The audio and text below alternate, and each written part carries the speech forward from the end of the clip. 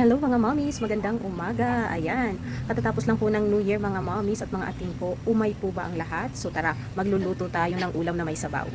Dito nga mga mi at mga ating ko ay nagpapakulo na ako dito ng tubig na merong sibuyas, kamatis, luya at saka siling green. Ayun, kulong-kulo na mga mommy, kaya ilalagay na natin yung ulo ng tilapia. Ayan, pakukuluan lang po natin ulit yan mga mommies.